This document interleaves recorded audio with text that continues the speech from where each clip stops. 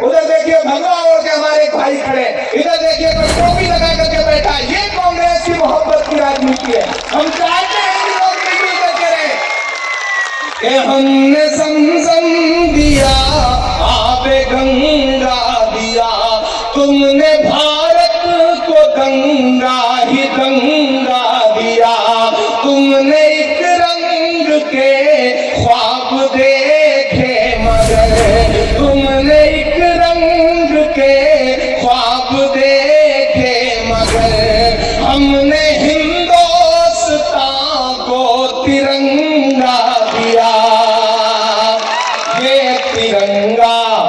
ये तिरंगा बदन पर लपेटे हुए, ये तिरंगा बदन पर लपेटे हुए एक दिन इस जमीन में उतर जाएंगे, मत समझना है।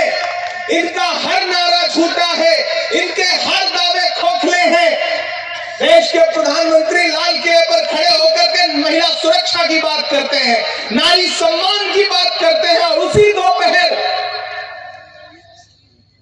बिल्किस बानो के बलात्कारी रिहा कर दिए जाते हैं। उसी दोपहर मैं तो हिंदी साहित्य का विद्यार्थी रहा हूं, मैं बचपन से संस्कृत का एक सूत्रवाक्य सुनता रहा हूं कि यत्र नार्यस्तु पूज्यन्ते रमन्ते तत्र देवता। जहां नारियों की पूजा होती है वहां देवता निवास करते हैं। लेकिन मुझे हैरत है कि हमारे देश में नारियों की नहीं बल्कि नारियों के बलात्कारियों की पूजा हो रही है, और देश के प्रधानमंत्री जी चुप हैं। भारत की बेटी के बलात्कारी रिहा किए गए और प्रधानमंत्री जी के पास बोलने के लिए एक शब्द नहीं है। 7 दिसंबर से शुरू हो रही है पार्लियामेंट। मैं आपसे वादा करता हूं कि मैं एक बार प्रधानमंत्री जी की आंख से आंख मिला करके पूछूंगा जरूर कि आदरणीय प्रधानमंत्री जी, आपके उस नारे की सच्चाई क्या है। आप नारा लगाते हैं बेटी बचाओ बेटी पढ़ाओ, आपका ये नारा खोखला है, आपका ये नारा झूठा है। आपने कहा था कि न खाऊंगा न खाने दूंगा, आपका ये नारा भी झूठा है। गरीब आदमी आज अनाज खरीदने के लिए तरस रहा है। आप कहते थे मैं देश में महंगाई नहीं बढ़ने दूंगा। महंगाई का आलम यह है कि आप सुकून से सोए हुए और महंगाई आसमान छू रही है। मैं तो शायर हूं, मैं अपने लहजे में गुफ्तगू करूंगा तो उनसे यूं पूछूंगा कि कहां सोया है चौकीदार, कहां सोया है चौकीदार। मुझे लगना चाहिए कि वो जो जिंदगी जिसका जिक्र मुझसे नुसरत साहब पिछले 5-7 साल से करते हैं, वो जोश वो जज्बा यहाँ के नौजवानों में नजर आना चाहिए। मैं पढ़ता हूं कि कहां सोया है चौकीदार, कहां सोया है चौकीदार। कुछ लोग तो बिल्कुल हाथ बांध के खड़े, अभी फैसला नहीं कर पा रहे हैं कि किसे वोट देना है। मैं उनसे भी कह रहा हूं कि मेरी तरफ मुखातिब होइए, मुझे सुनिए तो फैसला करिए कि कहां सोया है चौकीदार, कहां सोया है चौकीदार। डीजल और पेट्रोल को देखो रहा सैकड़ा मार, कहां सोया है चौकीदार, कहां सोया है चौकीदार। मैं शायर हूं तो मैं कह ले जाता हूं, मुझे छूट है, और मैं कहूंगा तो फिर यूं कहूंगा कि चाय बेचने वाला पूरा।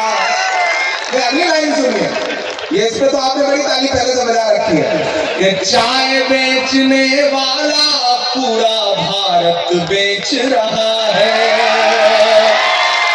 चाय बेचने वाला पूरा भारत बेच रहा है। इसी काम में हासिल उसे महारत बेच रहा है। रेल बिक गई तेल बिक गया, बिका हवाई अड्डा, रेल बिक गई तेल बिक गया, बिका हवाई अड्डा। सब कुछ बिकता देख के खुश है अपने जेपी नड्डा।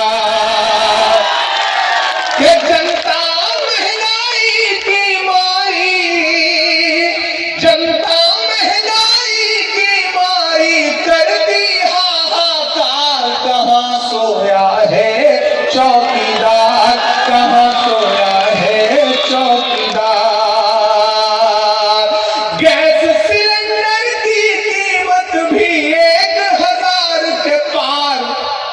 कहाँ सोया है चौकीदार, कहाँ सोया है चौकीदार। मेरे भाई, मैं मित्रों, भाइयों बहनों नहीं कहूंगा, मैं सीधे बस आपसे कह रहा हूं कि मेरे भाई, बस इस लड़ाई का मकसद समझ लेना। मैं एक दिन राहुल गांधी के साथ पैदल चल रहा था तो मैंने उनसे पूछ लिया, मैंने कहा भैया पैर में छाले नहीं आए? तो उन्होंने कहा तुम्हारे आए? तो मैंने कहा मेरे पांव में तो बहुत सारे छाले आए, लेकिन मैं तो अक्सर अपने छालों को देख के ये सोचता रहा कि अभी से पांव के छाले न देखो, अभी तो ये सफर की इब्तिदा है। तो उन्होंने कहा इमरान मेरे पैर में एक भी छाले नहीं आए। मैंने कहा कैसे? उन्होंने कहा मुझे देश के दिल में जो छाले पड़े हैं उनकी परवाह है, इसलिए मेरे पैर में छाले नहीं पड़ रहे। मैं उनके साथ जब चल रहा था, मैं बड़ा जज्बाती होकर के आपसे बात बता रहा हूं। केरल में एक पत्रकार ने मुझसे कहा कि इमरान साहब आप इस यात्रा में पैदल चल रहे हैं, आप क्या सोचते हैं, क्या कहेंगे? तो मैंने सिर्फ एक बात कही, और ये कहते हुए मेरे रोंगटे खड़े हैं, मेरी आंखें नम है। मैंने एक ही बात कही कि अगर मैं महात्मा गांधी के दौर में पैदा हुआ होता तो मैं अंग्रेजों के खिलाफ उनके साथ चल रहा होता, लेकिन मेरी खुशनसीबी है कि मैं इस दौर के गांधी के साथ पैदा हुआ हूं, राहुल गांधी के साथ पैदा हुआ हूं। तो मैं राहुल गांधी के साथ इस देश को बचाने की मुहिम में चल रहा हूं। मैं जानता हूं कि मेरे इतने चलने से शायद मेरे इन पांव के छालों से ये जो बंजर जमीन है वो शायद पूरी तरह नम ना हो, लेकिन मेरे भाई इस मुश्किल लड़ाई में हम जितना भी योगदान कर सके, हम जितना भी खड़े रह सके, कोई एक शख्स है जो मोहब्बत के लिए पैदल चल रहा, जो लोगों को जोड़ने के लिए पैदल चल रहा, तो आप सबका फर्ज क्या बनता है? आप सबका फर्ज ये बनता है कि उसने जिसको अपना प्रतिनिधि बना करके, अपना कैंडिडेट बना करके, अपना प्रत्याशी बना करके आपके बीच में भेजा है, उस विमल भाई को जब आप जिताओगे तो आप सिर्फ विमल भाई को नहीं जिताओगे, आप राहुल गांधी के पैरों को ताकत बख्शोगे, आप राहुल गांधी को हिम्मत बख्शोगे। वो आदमी कह रहा है कि मैं मोहब्बत के लिए चल रहा हूं, मुझे दिलों को जोड़ना है, ये जो नफरत परोसी गई है, जो आग लगाई गई है नफरतों की, उसको खत्म करना है। और ये कोशिश बहुत बड़ी। आपसे मेरी एक शिकायत है, आप अच्छे लोग हैं नौजवान साथियों, आपकी प्रॉब्लम यह है कि आप सुबह जब चाय की दुकान पे बैठते हैं तो 2 मिनट में सरकार बना देते हैं और चाय खत्म होते होते फिर गिरा भी देते हैं। लेकिन जिस दिन वोट देने के लिए जाना होता है तो आपको लगता है कि यार विमल भाई पिछली बार 25,000 से जीता था, इस बार भी 25-30 हजार से जीत ही जाएगा, कौन जाकर के लाइन में लगे, कौन परेशान हो। नहीं, अपने एक एक वोट की अहमियत समझिए, अपनी एक एक वोट की अहमियत समझिए, घरों से निकलिए, वोट दीजिए। क्यों? मैं बस एक छोटी सी बात आपको बताता हूं। एक बार जंगल में आग लगी, जंगल के सारे जानवर जंगल छोड़ के भाग रहे थे। एक नन्ही सी गौरैया अपने जलते हुए आशियाने को देख रही थी। गौरैया एक छोटा सा परिंदा होता है, बहुत छोटा सा। जैसे आज मुल्क में नफरत की आग लगी, ऐसे ही जंगल में आग लगी थी, भयानक आग। सारे जानवर अपना जंगल छोड़ के भाग रहे थे, परिंदे भाग रहे थे। एक नन्ही सी गौरैया अपने जलते हुए आशियाने को देख रही, उसकी आंख में आंसू थे। एकाएक उसको पता नहीं कहां से हिम्मत आई कि वो उड़ के पड़ोस के जंगल में एक तालाब था, उस तालाब पर गई और उस तालाब से अपनी चोंच में जितना 1-2 बूंद 3 बूंद पानी भर सकती थी, पानी भर के उड़ करके उस दहकती हुई आग के ऊपर आई और अपनी चोंच का पानी छोड़ दिया। फिर गई, फिर पानी लेके आई, फिर छोड़ दिया, फिर गई, फिर चोंच में 2 बूंद पानी लेकर के आई और आग के ऊपर छोड़ दिया।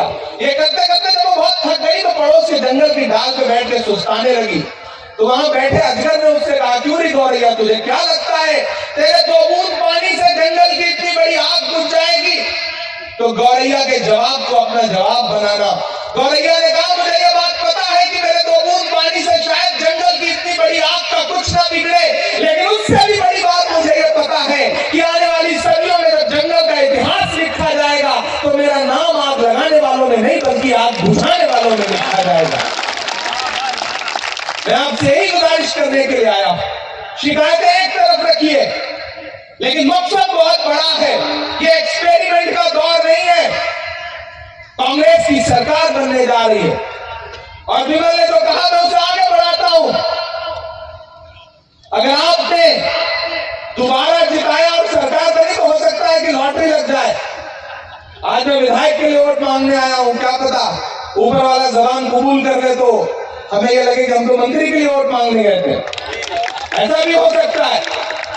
तो मेरे भाई, इस बड़ी लड़ाई में, इस बड़े मकसद में छोटी छोटी चीजें नजरअंदाज करिए। मैंने कहा ना छोटी छोटी शिकायतें होंगी, लेकिन मैं ये भी जानता हूं कि जब साइक्लोन आया, आप सैलाब की जद में थे, तो मुझे ये पता है कि विमल आपके आसपास खड़े थे, आपके बीच खड़े थे, मुझे ये बात पता है। देखिए पिछले दिनों कोविड रहा, मोदी जी ने सारे विधायकों, सारे सांसदों का फंड ले लिया था, किसी के पास करने के लिए कुछ बचा था नहीं, छोड़ा नहीं उन्होंने। वो कहते हैं ना खाऊंगा ना खाने दूंगा, वो सारा ट्रांसफर कर देते हैं अपने उद्योगपति दोस्तों को, किसी को कुछ करने नहीं देते। तो ऐसे में बहुत छोटी छोटी हो सकता है आपकी शिकायतें, लेकिन उन शिकायतों को एक किनारे रखिए, क्योंकि एक मुश्किल दौर है और इस मुश्किल दौर में आपने छोटी सी बात पर अगर बड़े मकसद का सौदा कर लिया तो आने वाली नस्लें आपसे पूछेंगी कि जब मुल्क बदलाव के बहाने पे खड़ा था तब आपने क्या किया था। तब आप कहेंगे कि हम तो आपकी राह देख रहे थे, तो दिक्कत हो जाएगी। आपको समझना पड़ेगा। मैं इससे आपको आगाह कर रहा हूं क्योंकि मैं दिल्ली रहता हूं, मैंने देखा है कि बिल्किस का मुद्दा हो, जबान नहीं खुली केजरीवाल की, दंगे हुए, जबान नहीं खुली केजरीवाल की। मरकज पे एफआईआर करवाना था कोविड के दौरान, तो सबसे पहले प्रेस कॉन्फ्रेंस करके अरविंद केजरीवाल ने कहा कि मरकज पे एफआईआर किया जाना चाहिए। मेरे भाई, ये जो लबादा ओढ़ करके, ये जो आवरण ढक करके झूठे लोग आपके बीच में आए हैं, उनके झांसे में मत आइएगा।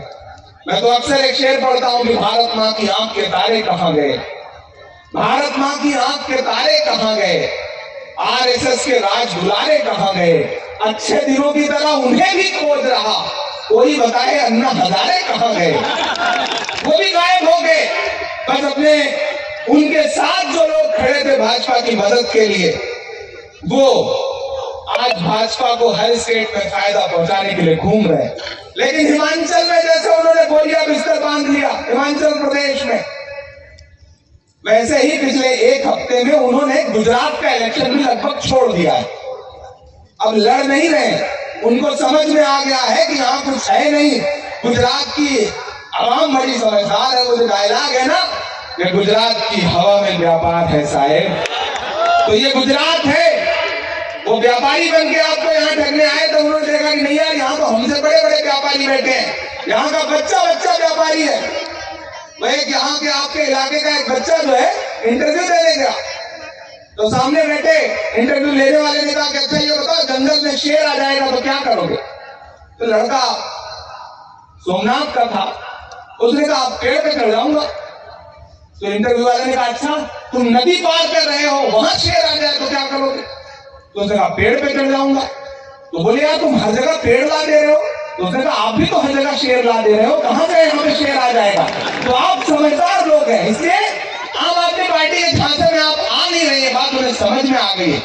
तो एक भी वोट अपना बर्बाद मत करिएगा, डरिएगा मत। राहुल गांधी कहते हैं डरो मत, तो हाँ फिर डरना नहीं है बल्कि ये कहना है कि वक्त के हाकिमों बादशाहों सुनो, जुल्म की फौज के सरबराहों सुनो, कातिलों के सभी खैर खाहों सुनो, ऐ सियासत के मगरूर शाहों सुनो, मत समझना डराने से डर जाएंगे, अब के सारी हदों से गुजर जाएंगे, मौत के नाम का खौफ देता है क्यों, तैयार है ना, मौत के नाम का खौफ देता